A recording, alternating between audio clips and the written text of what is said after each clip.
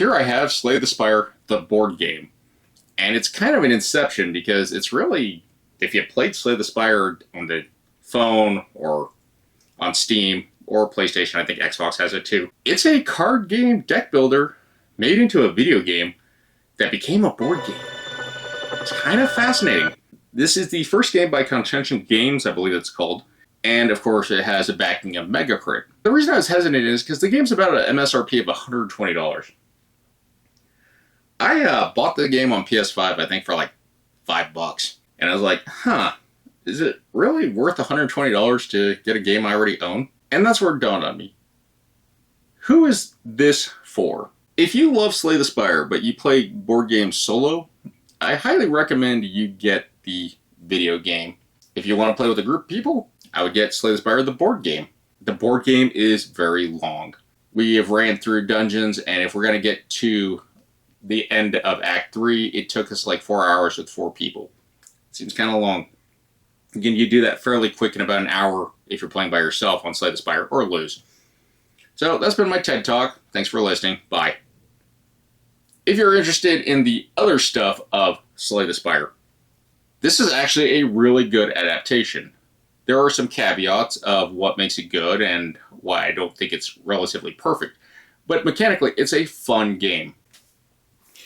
The Collector's Edition, which is available on Contention Games webpage, they do sell it. It runs, I think, about $170. And the differences are that it includes player mats, a market, they're all neoprene mats, and some metal coins. As far as the exclusives from Kickstarter, they're not there.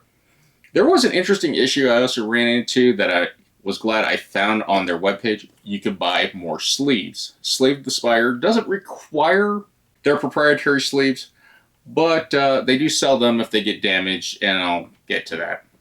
Here's the gist of the game. It looks very familiar to the video game, except everything's in a dashboard. We have our random encounters, we have Market Row and everything. Right here, 1 to 4 players, 60 to 90 minutes per act, give or take, and age is 12 plus. It's not super complicated, but there are some things to remember that the video game will do for you versus how you have to work on your memory and remember some mechanics like the exhaust. And then certain mechanics are missing. Not too much of a fan of that. I like some of the game mechanics. So first off, we have our rulebook. Very simple. It's easy to read, easy to set up. As well as but the thing that's fun is it added this unlocking system. Now, in the video game, it goes a lot faster, and this takes a long time if you're playing through it, and I did it this way. And I kind of regret that, but I honestly think if you want to just play the game, you're familiar with Slay the Spire, just unlock everything. No one's going to come and arrest you for that. There is an ascension system. I find this extremely brutal in Slay the Spire. I don't know if the board game is going to help, because Slay the Spire is a game of RNG. We have a little achievement list. Daily climb, custom run system, which I thought was actually really nice because that's a feature in the video game. We have the how to get to Act 4, which is much more clear than the video game. And then we have a really neat quick start rules. I kind of like this because you can skip, instead of doing Act 1 all the way to Act 4. You don't have to do that. If you just want to start on the act, it just tells you your bonus card, your starting money, your rewards, transform, what to do. It's all set up. So it's kind of like, hey, if you want to skip some of the boring parts of the game, or you're just trying to beat the Heart of Darkness, you can just do that. Cool system. And of course, some of this reset golden rules, optional rules. Now, how does it work with the multiplayer? There's 2 variants. If everyone in the party dies, that's one variant. The game's over. Or if one person survives and you kill something, everyone comes back. Which I think is actually kind of good, because there is a lot of RNG to this. This storage guide is very helpful. I do like how it's laid out. It also has a really fast sleeve card. It explains everything on how to sleeve. Here's the code if you want to actually get the video game. But then it has a save system. But it tells you flat off the bat on the storage. I would follow the storage guide first to unlock all the key stuff and put it in the lock bag. That way you don't have to worry about it. This upgraded items book is very handy. I actually use this when I play the video game sometimes too. It's not an exact translation on some of the cards, but it does help if you want to know what stuff's going to upgrade to. Granted, it's a lot faster in the video game, but sometimes I'm planning out a run and I just go really fast and try to see what art fits. It's going to divide your starting deck but then all the other cards, and this is just the upgrades. So when you get a card, you're going to unsleeve it, flip it over, and it's going to be this new upgrade system. I thought this was really clever and neat. It actually keeps people from unsleeving all their cards and looking. You can just look at the book and see what the effect is. And it's straightforward for all 4 classes. We have the colors cards. Not as good as the video game, but still very good. And then we have all the listed relics. Not all the relics from the video game either. Not all the boss relics from the video game. And I think it's all the potions from the video game. The merchant board in the collector's edition and the Kickstarter exclusive one, it was neoprene. I don't know if it's double-sided. The merchant board's a little weird and different compared to the video game, and I don't know how I really feel about it. The upgrade system is very simple. You're going to draw 3 cards, and depending on what level of rarity, you're going to pay that much gold to get the card. The backside of the merchant board is the more important.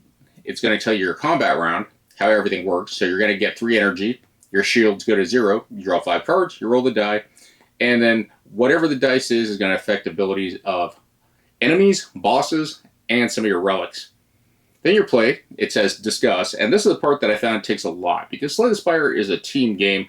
There's a lot of targeting and telling everyone kind of like what to do. And you can have some quarterbacking in it. Because sometimes that's just the only option. And from one of my friends, they told me they'd rather play the solo game because they don't like it when everyone is debating over stuff on what to do. And it's kind of weird because you'd think it would be all simultaneous play, and it kind of is, but it's a mess. But it works out well if everyone stays focused. And then we have the end of turn. You do your end of turn stuff, you discard your hand, and then it's the enemy turn.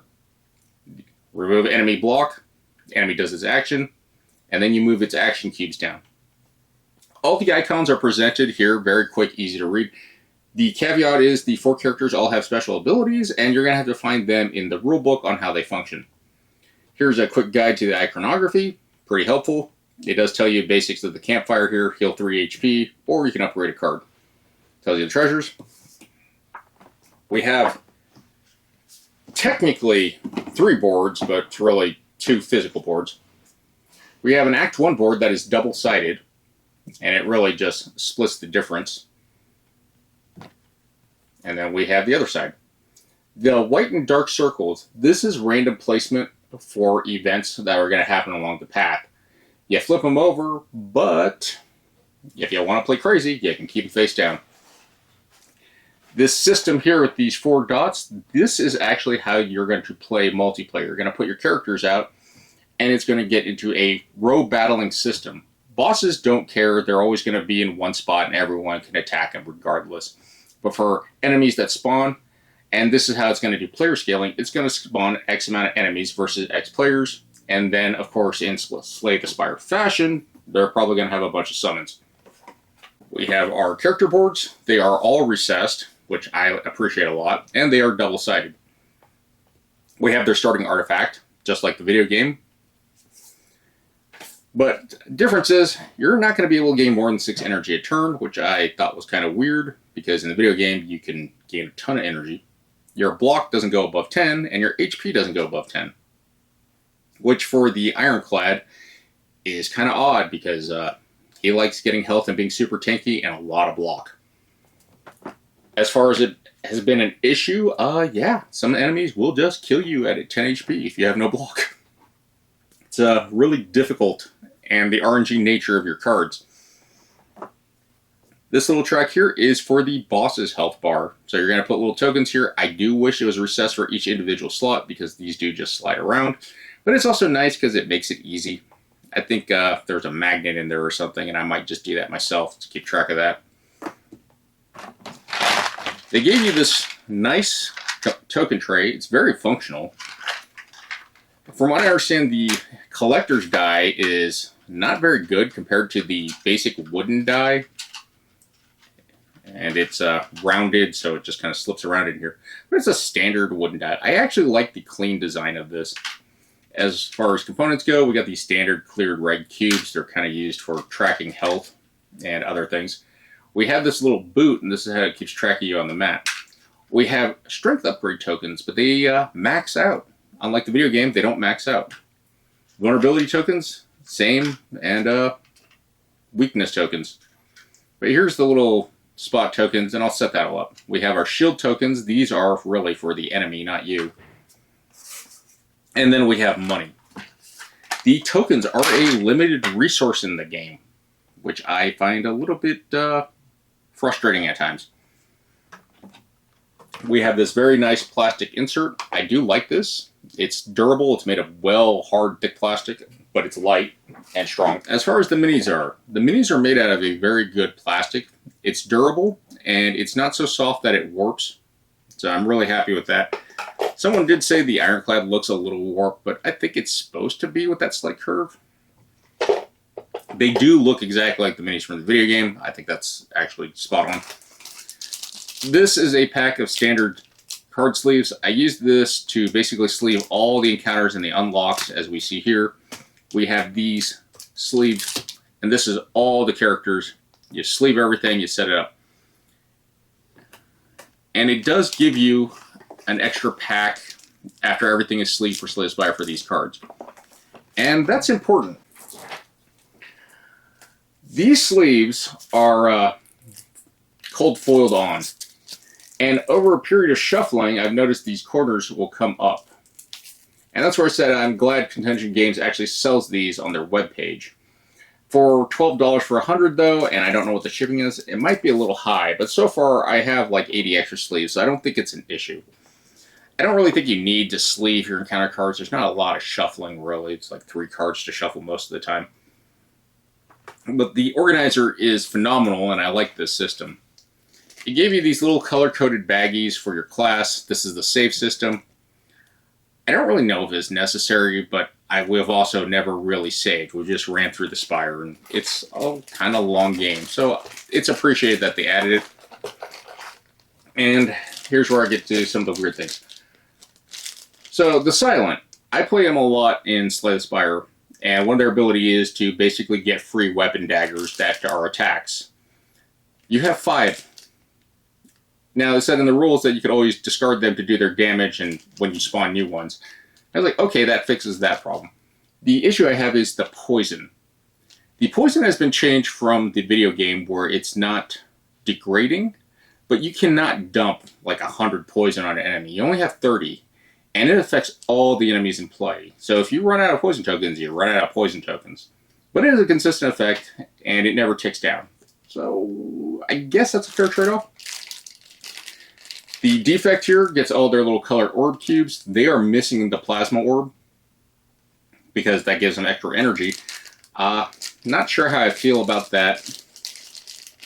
The Watcher doesn't get a lot of their miracle nonsense where they get to retain cards and do other jank stuff. And they're also limited to their miracle tokens. And then, of course, we have the Ironclad, who really didn't get anything special. And if you're wondering why these 3 tokens are here, it's because they go to the board to track their health, armor, and energy. And then we have the locked components bag.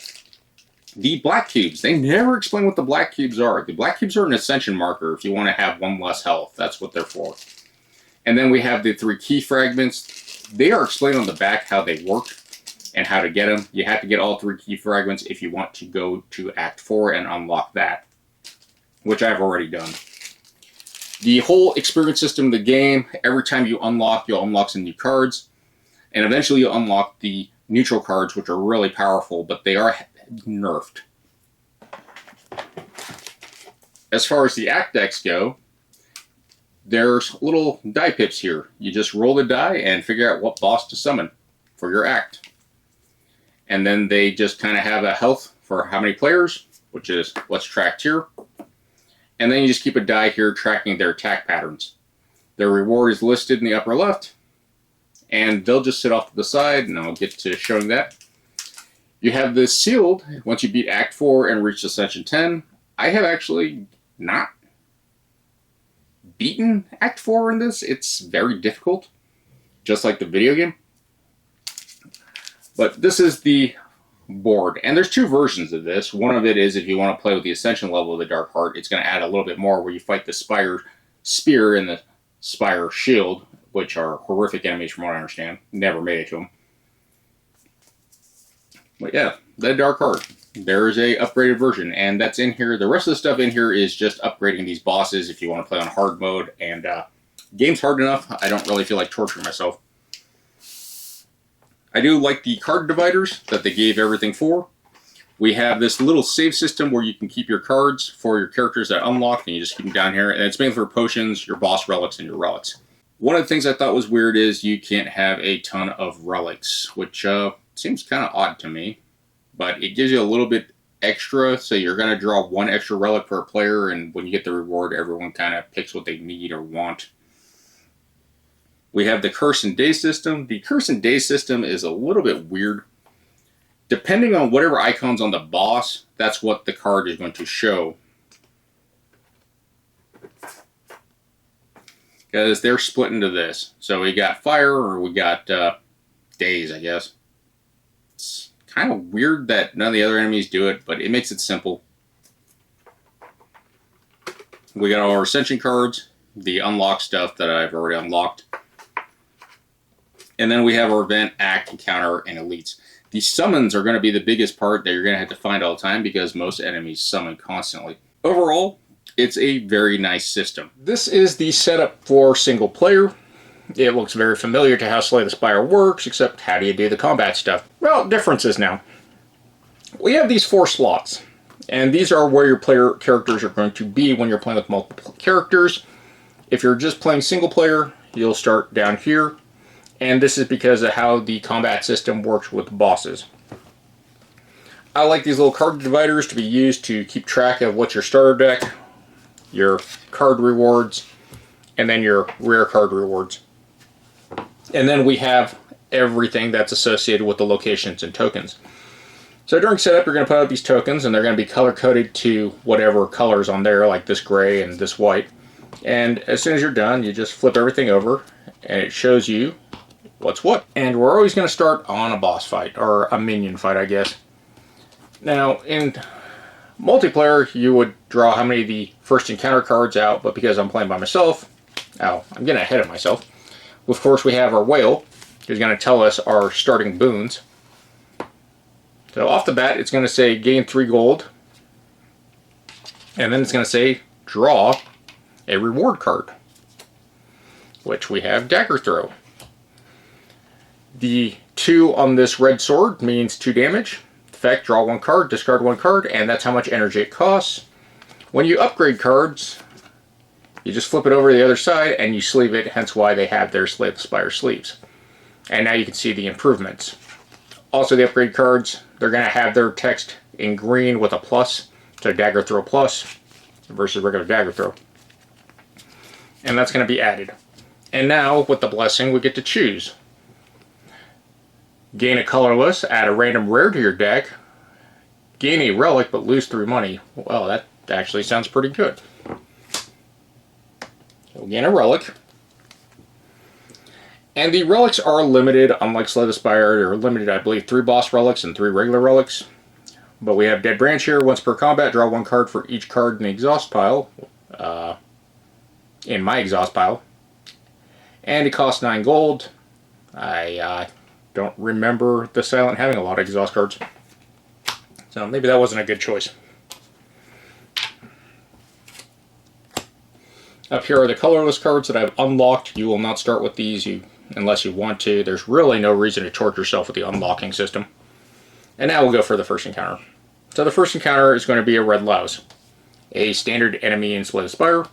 The upper left-hand corner is going to be rewards, and it's going to tell me that I can get a reward card from it. It has 3 health, signified by this little yellow border, and that's what these red cubes are for. At the start of the round, you're going to roll a die. It's going to basically do its behavior this way. And then first time the louse takes damage, it'll get 2 armor. And then it has this little summon here, because everything in Slay the Spire has a summon. So I got to summon a green louse. And we do that by going through the Act 1 summon stack, which is these little guys. So we'll put a little green louse. Get my hand, shuffle my deck up.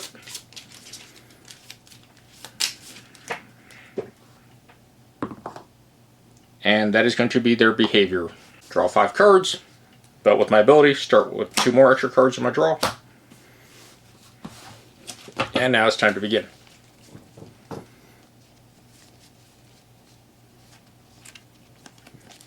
So this is going to do 2 damage, and that's going to buff. So how we spend energy is, we're always going to gain 3 energy, and we spend the energy we want to do our effect. Dagger throw, 2 damage. So it goes down to 1. The effect also says draw 1 card and then discard a card. So I draw a card.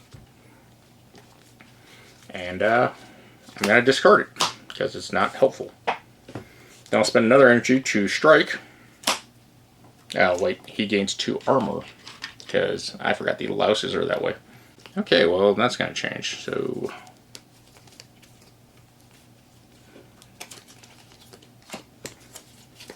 I guess I'm going to play 2 defends, so that will put my armor up to 2, and that is the end of my turn. My hand gets discarded, draw up to my new hand size, and then they attack. So for the one, I take 2 damage here, which is going to affect my block, so the block will take all the damage. This will go away, so it doesn't really matter. And this guy is going to get a strength token, which means he's going to get +1 to an attack. And then we start the next round. 4. Which means 1 damage and 3 damage. Wow, that sucks.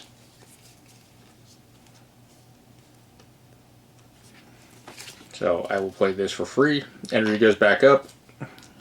Play that for free. Does 1 damage and invulnerable. Takes out this louse. And now I got this guy. And he is going to hit me for 3 damage. So I will play Survivor, which I get discard a card, gain 2 armor. Spend another energy, gain another armor. Sadly, I don't have anything to trigger the shield thing, and discard my hand. The louse activates, and the louse will hit me. So I'll block all of it. Reroll. 3 again. It's going to do 3 more damage. Cool. Seem to be very lucky here right now. Play Survivor again.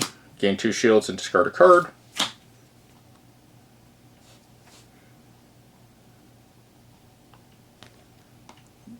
Then I will do Dagger Throw for 2 damage. Draw a card and discard a card.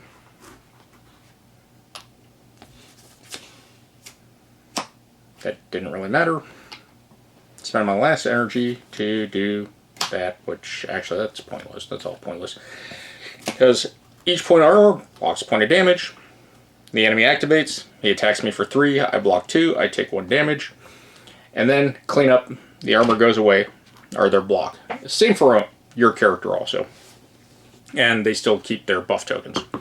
And then roll again. 1. So if I don't kill him, he just gets stronger. New hand. He's lost his ability for his shields, so strike and just kill him. Now that he's dead, I can get the reward of 1 gold piece and a reward card, which is Dagger Spray.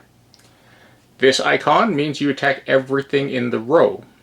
And it's not really important for the big bosses because they're considered in every row, but I would attack everything in my row, and so far for the other characters. When the enemies have this, that means that enemy effects have this symbol. They're going to attack all of you regardless of where you are on the board. And it's a little weird. Now, questions about like maneuverability. Can you change your locations? You cannot change them in combat, from what I understand. There's some cards that allow you to manipulate your location that can help you block or take damage or help other characters, because when the row is empty, you usually don't take damage unless it's an area effect. I do like the system for that, but there's not enough cards that really give you the maneuvering opportunity. We can go to the next location. And just because I'm me, go to the question mark, flip over, and you read how it works. And just like regular Spire, when you have choices, so you can pray to upgrade a card or sacrifice to upgrade 2 random cards and lose 2 HP. The effects are not quite exactly the same, but it's pretty close to it. Because this, the randomness kind of sucks. But actually upgrading a card you want, it's always good. I will take that option, and I will upgrade dagger spray that I just got.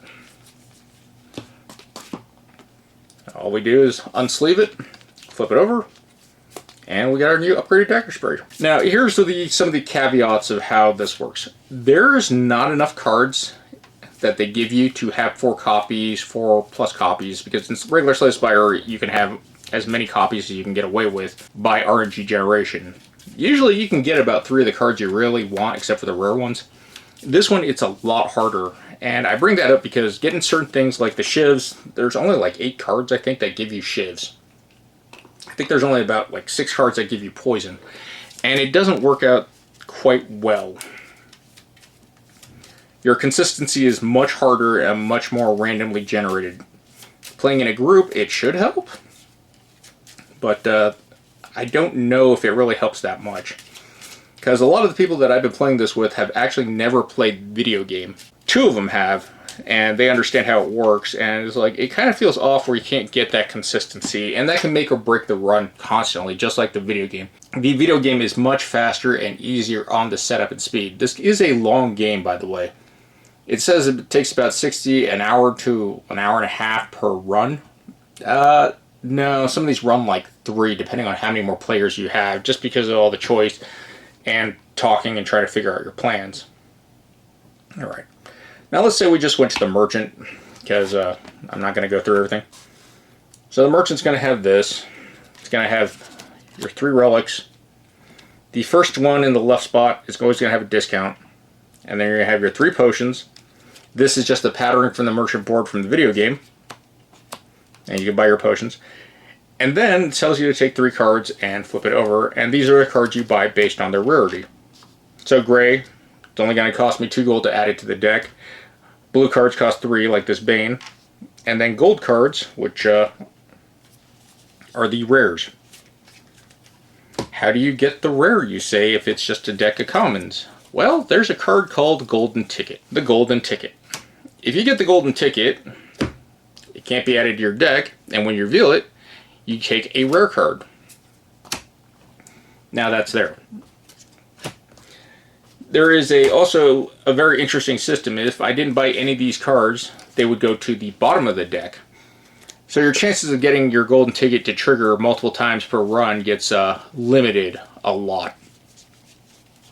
If you unlocked the playthrough, you get a second Golden Ticket, which kind of helps, but the consistency is very low. And of course, we fight the boss. Here's the giant boss.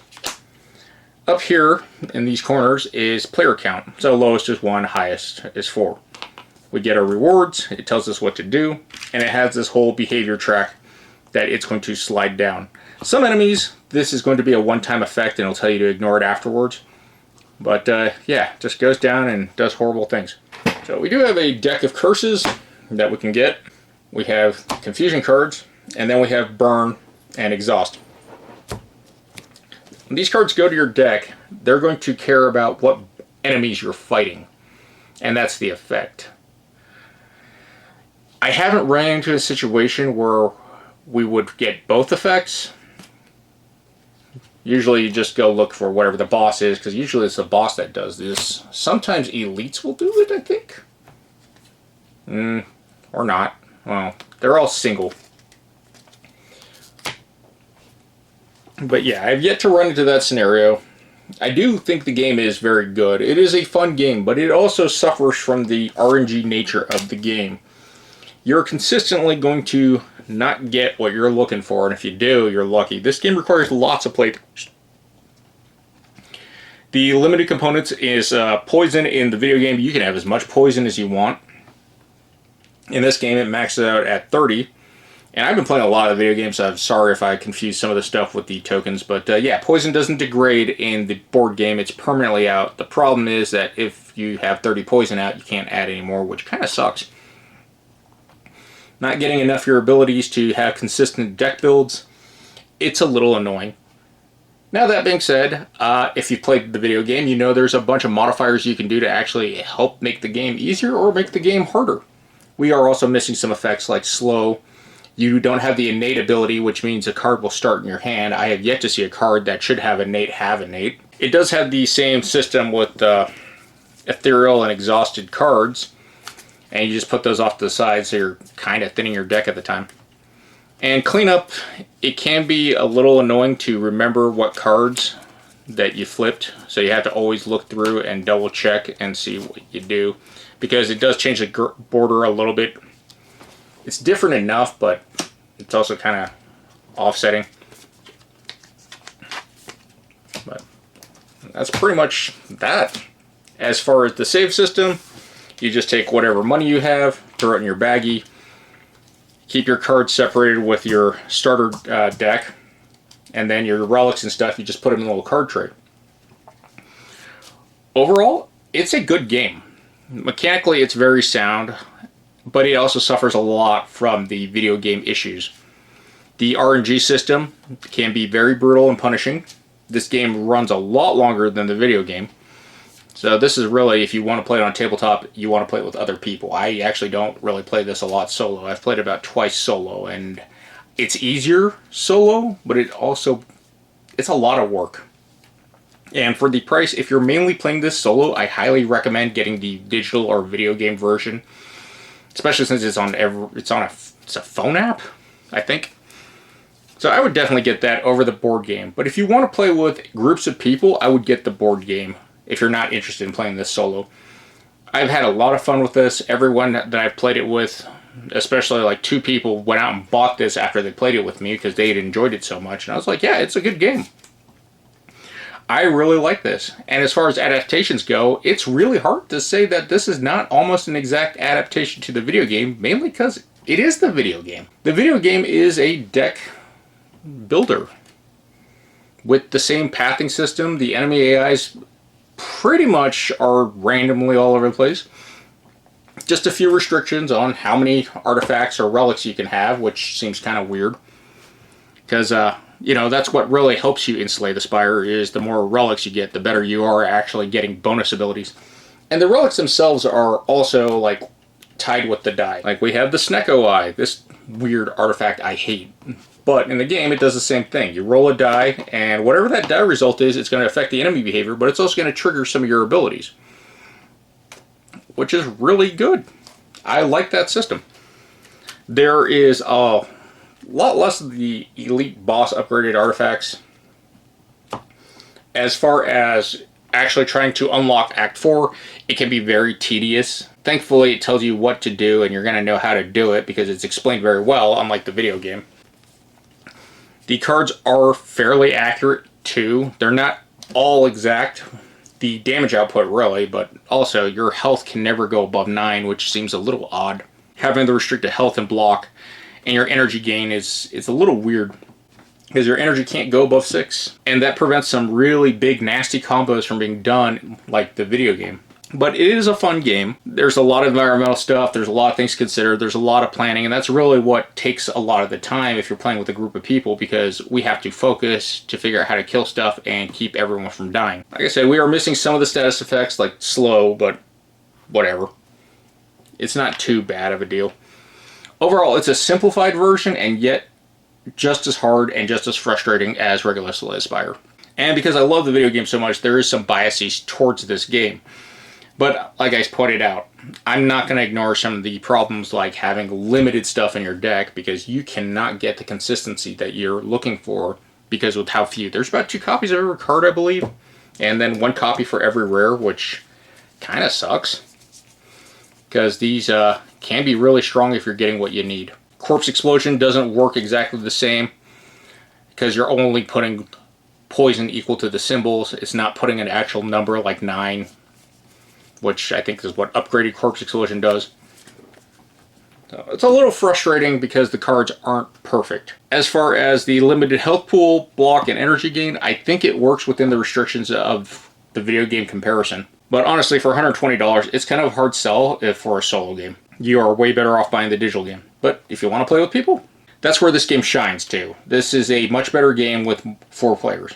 It is fun to actually see the cards and the systems interact and all the effects, because it's really hard to do that in Slay the Spire unless you want to play with the Chimera mode, which again is an option in this. You can play with all the other colored classes built into your deck. I don't recommend it, but you do you. But there's really not a lot to say that's bad or good about the game. It's kind of in the middle. And as far as my rating goes, this is like going to a dinner party by yourself. You spend all the money to set up a giant dinner party, and then you go by yourself, and it's kind of lackluster in that. It's like, oh, that's the best way to describe it, I guess. As far as value-wise, for all the cards, components, and everything in here, $120, it's a very good, fair deal. And I am a big fan of good, fair deals. You get exactly what you pay for. All the components are great. I do wish that they gave clear sleeves for this, but I understand their limitations with that. Everything fits in the box. Very well done, very well thought out. The simplified system works very well. And overall, it just goes by your experience. I've had a lot of fun. I haven't had a single person tell me that they hate this game. I haven't had anyone tell me that it's mediocre. Everyone has enjoyed it, and it is a good game. But if you have the video game and you're really not going to go out and play this as a group game a lot, I can kind of see this dying off. It is also a frustrating game because wiping is fairly easy. RNG is a huge factor in this, and RNG is one of the problems that I have with like having a game like this. It's a whole RNG system, and you can die. Everyone can die halfway through, and all that work you did has to get reset, and it gets very frustrating. But so far in this one, it's not too, but usually it's something like an elite that will stop us, or the boss. And in the beginning, the boss, like I think we died to the first boss 3 times. It wasn't until about our 7th game that we were able to actually get to Act 3. And then I soloed it to get to Act 4, just because I didn't want to deal with everyone getting those penalties in the group. And I wanted to unlock the colorless stuff. But Act 4 is friggin' brutal, so yeah, I don't know if I'm ever going to do that. So that's been the review of Slay the Spire, the board game. Hope you enjoyed it. I thank you for getting this far in the video. I am still doing the 2025 giveaway. There's some stuff in there if you want to win. Check it out. You don't have to subscribe to enter, but you do have to leave a comment if you want to enter. Other than that, take care of yourselves, and GG's.